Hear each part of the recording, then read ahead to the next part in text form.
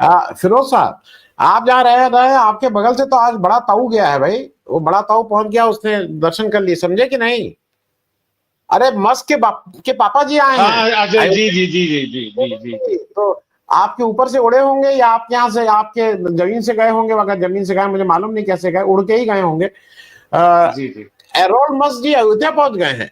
मस्त, जी तो जी जी मतलब ये तो ताऊ ताऊ बोलेंगे इनको, और क्या बोला जाएगा, ताऊ आए हैं भाई। तो ताऊ जी जी जी हिंदुस्तान में ताऊ जो गए हैं, वो राम जन्मभूमि का वो सब हो रहा है ना, राम मंदिर, राम दरबार की प्राण प्रतिष्ठा हो रही है, छह जी सात दिन चलना है आयोजन, उसमें ये भी गए हैं। खैर, मैं एक चीज जरा आपसे समझना चाह रहा हूँ। एक ऑल पार्टी मीटिंग में इसलिए इस बात को कह रहा हूं कि एक ऑल, अभी और ऑपोजिशन क्या करे? कई लोग विपक्ष पे सवाल उठा रहे हैं, विपक्ष कर नहीं कर रहा है। अभी विपक्ष बोलेगा, विपक्ष को डंडा लेके तो थोड़ी चला जाएगा कि हम संसद में बैठ के हम संसद चलाएंगे। विपक्ष की कल एक ऑल पार्टी मीटिंग होती है, 14 दलों ने उसमें साइन करके कहा है कि भाई आप इसको संसद का सत्र बुलाइए, हम जानना चाहते हैं।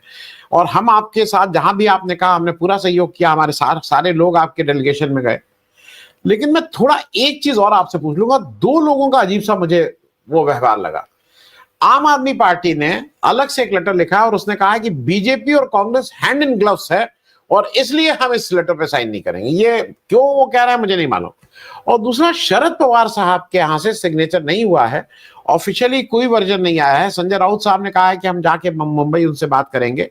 उनके एक एमपी ने कहा है कि साहब, शरद पवार साहब का कहना है कि नहीं नहीं, इस समय सत्र नहीं बुलाना चाहिए। और सुप्रिया सुले जी, क्योंकि अभी विदेश में वो आई नहीं है, तो वो अगर होती तो शायद हम साइन कर देते। मैं इस बात को इसलिए ले आया हूं कि कम से कम एक चीज अच्छी हुई कि इस तरह का जब आता है तो इंडिया ब्लॉक एक हो जाता है। इंडिया ब्लॉक में लाख आपस के झगड़े हो, कोई कहे कि वो अलग जाएंगे, वो अलग लड़ेंगे, लेकिन जब देश के ऊपर कोई बात आ रही है तो ये सब लोग फिर एक हो जाते हैं। तो ये इंडिया ब्लॉक की दृष्टि से क्या इतना ये माहौल वो कर पाएंगे? क्योंकि वो जैसी चर्चा चल रही है, कोई इमरजेंसी को के 50 वर्ष पे कुछ निंदा प्रस्ताव पास करने के लिए, कुछ कांग्रेस को कॉर्नर करने के लिए वो एक सेशन ला रहे हैं। और उनका सीधे सीधे ये है कि वो आपस में इंडिया ब्लॉक में झगड़ा करा दें, क्योंकि इंडिया ब्लॉक का एक बड़े ज्यादा लोग वो हैं, वो नेता जिन्होंने कांग्रेस की इमरजेंसी का विरोध किया था 75 में। मैं ओवरऑल ये जो हो रहा है, संसद क्यों नहीं बुलाया जा रहा है, उसका नुकसान आम जन के लिए क्या हो रहा है, लोकतंत्र के लिए क्या हो रहा है, उस पर एक आपकी टिप्पणी भी चाहूंगा। आनंद सर, देखिए आज जो हमारी सरकार का हाल है, अभी मीनू मैम ने बोला और हमसे पहले कुछ पैनलिस्ट थे उन्होंने बोला, और ज्यादातर लोगों ने सरकार को कटघरे में खड़ा किया है। एक राहत इंदौरवी साहब का बड़ा अच्छा शेर है, आनंद सर सुनिए, कि जुगनुओं को साथ लेकर के रात रोशन कीजिए, जुगनुओं को साथ लेकर रात रोशन कीजिए, रास्ता सूरज का देखा तो शहर हो जाएगी।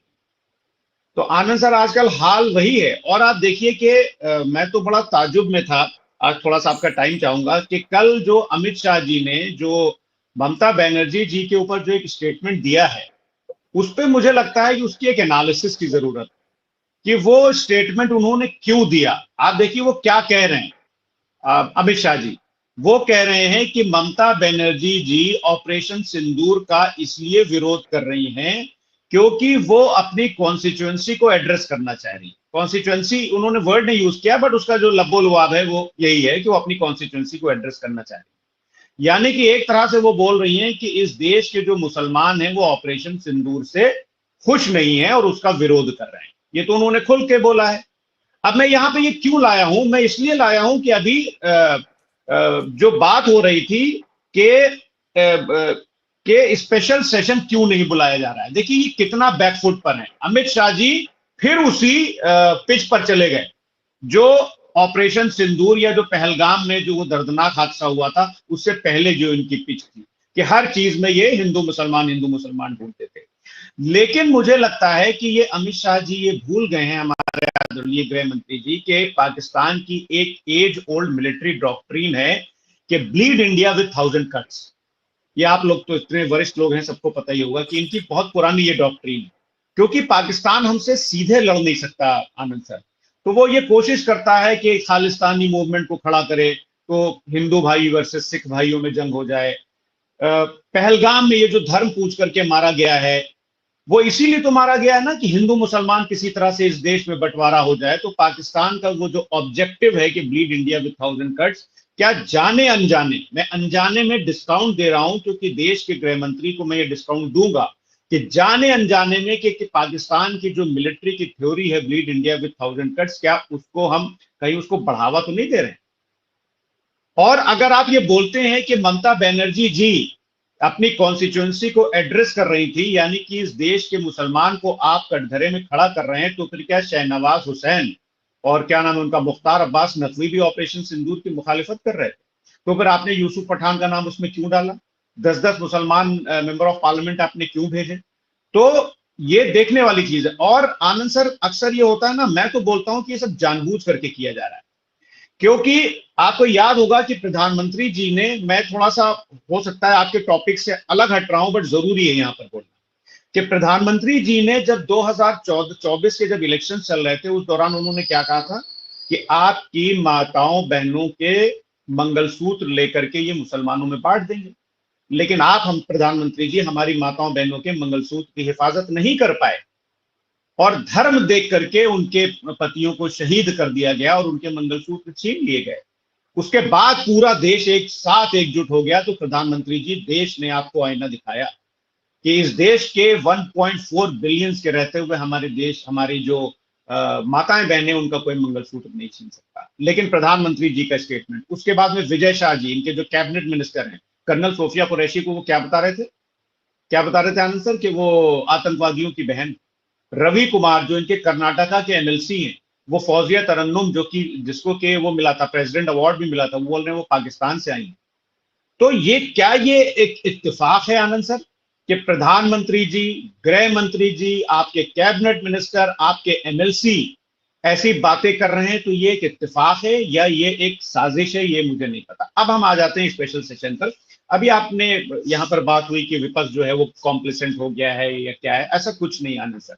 देखिए, विपक्ष इस टाइम, हमने तो इमरजेंसी का टाइम नहीं देखा, लेकिन जो या आजादी के टाइम जो हालात थे, विपक्ष जो लड़ाई आज की तारीख में लड़ रहा है, आदरणीय अखिलेश यादव जी लड़ रहे हैं, आदरणीय राहुल गांधी जी लड़ रहे हैं, आप जैसे पत्रकार आनंद सर लड़ रहे हैं, तो ये कोई छोटी बात नहीं है कि हम और आप बैठे हुए आज ये डिस्कशन कर रहे हैं, क्योंकि मुल्क में क्या हालात हो रहे हैं आप ये देख रहे हैं।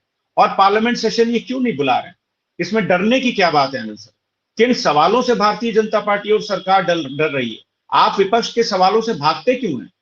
हम तो जाएंगे और सेना के पराक्रम की तारीफ करेंगे हम, लेकिन हम ये जरूर पूछेंगे कि आपने अचानक युद्ध विराम क्यों कर दिया। और आनंद सर, एक चीज और है कि प्रधानमंत्री जी कहते हैं और हम ये मानते हैं, हमको अपनी सेना के पराक्रम पर गर्व है, हमको अपनी सेना के शौर्य पर गर्व है, और प्रधानमंत्री जी ये कहते हैं कि हमने पाकिस्तान को घुटनों पर ला दिया।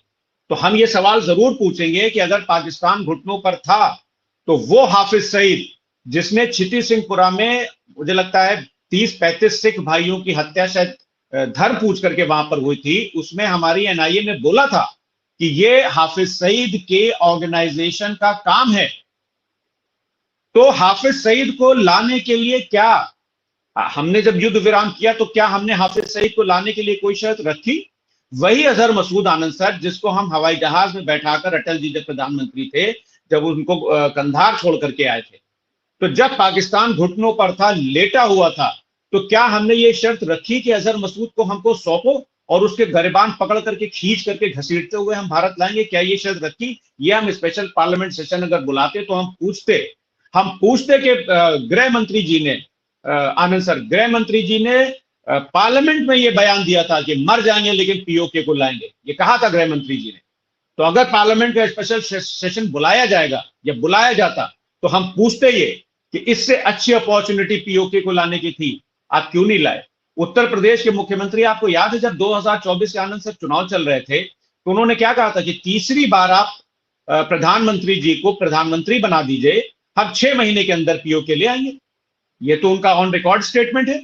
तो हम पार्लियामेंट में ये पूछेंगे, तो इन सब सवालों से डर रहे हैं। और एक बहुत इंपॉर्टेंट चीज है आनंद सर, इससे पहले कि मैं अपनी बात खत्म करूं, यहां पर अभी उस चीज की चर्चा नहीं हुई है। छोड़िए विपक्ष तो देशद्रोही है, विपक्ष तो गद्दार है, leader of opposition, leader of Pakistan है, इन सब के हिसाब से air chief marshal Amarpreet Singh ji ने 29 मई को CII एनुअल बिजनेस समिट में क्या कहा था?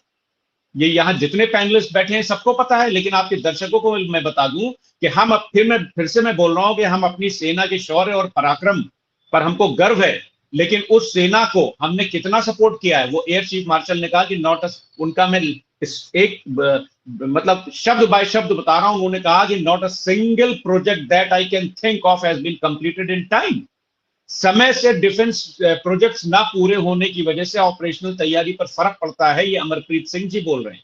8 जनवरी जब ये पहलगाम वाला हादसा नहीं हुआ था, 8 जनवरी 2025 को उन्होंने आगाह किया था, और ये देश के इतिहास में पहली बार हो रहा है कि कोई भी सेना प्रमुख आनंद सर सिस्टम पर इस तरह के सवाल उठा रहा है। तो हम तो ये सवाल पूछेंगे, हम ये भी पूछेंगे कि आपके member of parliament Radha Mohan Singh, business line में खबर छपी थी 17 मार्च 2025 को, एक parliamentary standing committee on defence है जिसका कि नेतृत्व राधा मोहन सिंह कर रहे थे। उनके हिसाब से Q3 एंडिंग तक 33.6% of the capital budget of the services was unutilised. इसका जवाब कौन देगा? आप कितना सिंसियर हैं? आप सेना के पराक्रम और शौर्य का राजनीतिकरण करके वोट तो मांग सकते हैं, लेकिन क्या सेना को सपोर्ट नहीं करेंगे? और राधा मोहन सिंह जी की कमेटी ये बोलती है कि जो आनंद सर जो डिफेंस का बजट था as a percentage of GDP, वो लगातार इस सरकार में बढ़ रहा है। 2.5% के आसपास हुआ करता था, आपने 1.9% कर दिया। क्यों कर दिया आपने 1.9%? अग्निवीर ला करके आपने हमारे देश की सेना का मनोबल तोड़ने का काम किया कि नहीं किया? और मैं नहीं बोल रहा हूं, जनरल जीडी बख्शी साहब ने, आप सब उनको जानते होंगे, उन्होंने कहा था कि after covid for 3 years there was no recruitment. अगला उनका जो स्टेटमेंट था वो बड़ा क्रिटिकल था आनंद सर। वो कहते हैं कि our forces were cut down by 1,80,000 numbers, 1,80,000। फिर वो बोलते हैं who did it, what about the threat assessment, you saved money to get these people killed, manpower is needed to fight. ये जनरल जीडी बख्शी बोलते हैं, मैं नहीं बोल रहा हूं आनंद सर। तो क्या है कि क्या ये आनंद सर झूठ है कि जब भारत चीन का युद्ध चल रहा था, आप लोग तो ज्यादा पढ़ते हैं, तो क्या अटल बिहारी वाजपेयी जी नेहरू जी से मिलने नहीं गए थे? और उन्होंने कहा था कि स्पेशल सेशन बुलाया जाए, और नेहरू जी की उम्र, अटल बिहारी जी की उस टाइम आयु कितनी थी? मुझे लगता है 36 या 38 साल, और नेहरू जी हमें लगता है 60 के ऊपर थे। तब एक दिन का सेशन बुलाया गया था और धज्जियां उड़ा दी थी, जबकि हिंदू महासभा के 14 सांसद थे उस टाइम। क्या वो हिंदू महासभा बोल रहा हूं, कौन सी पार्टी थी बीजेपी से पहले, मैं नाम भूल गया, देखिए एकदम से। 14 सांसद थे, धज्जियां उड़ा दी थी, और नेहरू जी ने सुना था। इतना कलेजा था नेहरू जी के कि नेहरू जी सुन रहे थे। भारतीय जनसंघ लेकिन जनसंघ के 14 नहीं थे मेरे, अगर मैं गलत नहीं हूं तो 3 या 4 थे। मैं let me check it, but मेरे ख्याल में 3 या 4 थे, 14 नहीं थे। मैं चेक कर लूंगा, चलिए आई माइट बी रॉन्ग, वो मैं भी चेक कर लूंगा। बहरहाल जो मुझे पता था। अब क्या है आनंद सर के प्रधानमंत्री जी की तो ये आदत हो गई है कि देश के अंदर वो कभी भी ना तो प्रेस कॉन्फ्रेंस करेंगे, पार्लियामेंट के अंदर ऑपोजिशन के सवाल नहीं लेंगे, बस वो रेडियो पर आकर के मन की बात तो करेंगे। अरे जनता पक गई है मन की बात सुनते सुनते। कभी प्रधानमंत्री जी 8 बजे आते हैं तो हम जनता डर जाती है कि भैया लो आज फिर कुछ नया बवाल शुरू होगा, कल हो सकता है फिर देश की जनता को लाइन में लगा दे, जैसे नोटबंदी इन्होंने की थी। कैश इन सर्कुलेशन कहां से कहां पहुंच गया है, आतंकवाद के ऊपर उसका क्या फर्क पड़ा, किसी को नहीं पता। उससे ज्यादा, बस आनंद सर 1 मिनट में लूंगा आपका क्योंकि और भी पैनलिस्ट हैं।